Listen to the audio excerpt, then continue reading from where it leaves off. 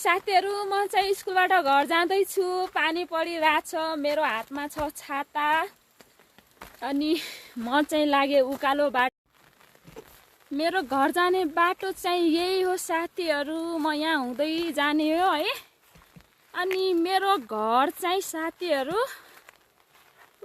त्यो जंगल भएर त्यहाँ पहिरो गए जस्तो भएको छ। त्यहाँ त्योको टुप्पा पुग्नु छ साथीहरु हैन।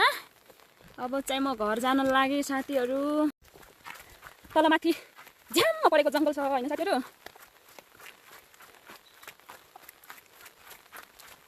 एक्लै हुँदाखेरि लास्टै डर लाग्छ के। आज बच्चाहरु आउनु भएन।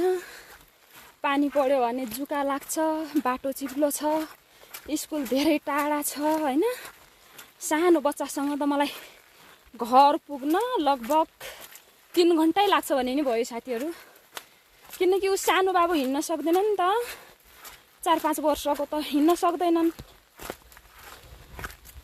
अनि अझै जुका लागि साथीहरु हिँड्नु त जुका टिप्दै फाल्दै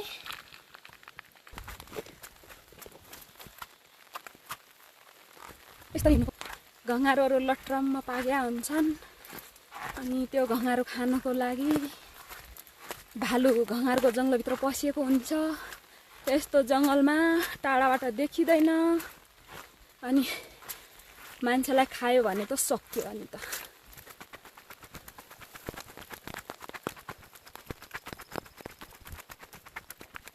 कस्तो छ नि है घना जंगल।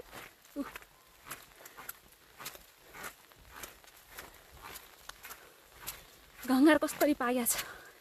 लट्रममा घंगार पाएका छन् बाटा तलमाथि।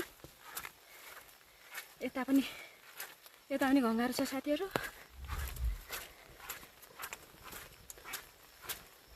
अनि यो जंगलभित्र बाघ भालु भएको के थाहा।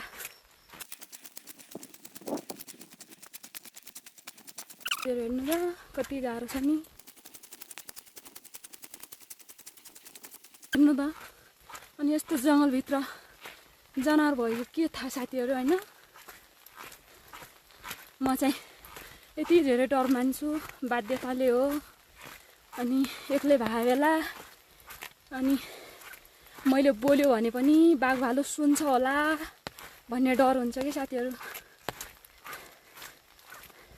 यस्तो जंगल छ हेर्नु त, पुरै जंगल के साथीहरु।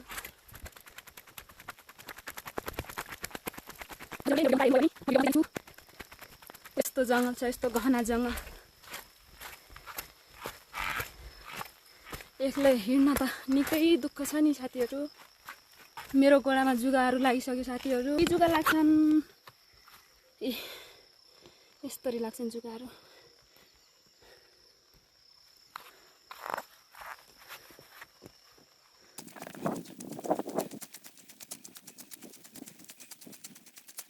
एक्लै हिँड्दा त यो बाटोमा लास्टै डर हुन्छ नि साथीहरु है। एक्लै के गर्नु।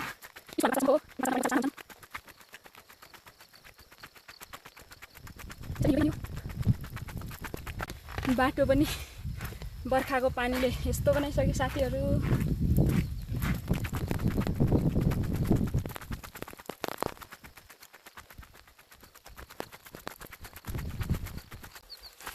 आज चाहिँ छातावाला सानो बाबु नआएको भएर म चाहिँ फटाफट हिँड्ने साथीहरु। आधो बाटो पुगिसकेको छु।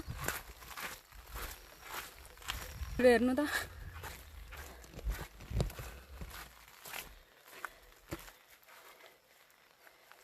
अनि यस्तो छ कुहिरो।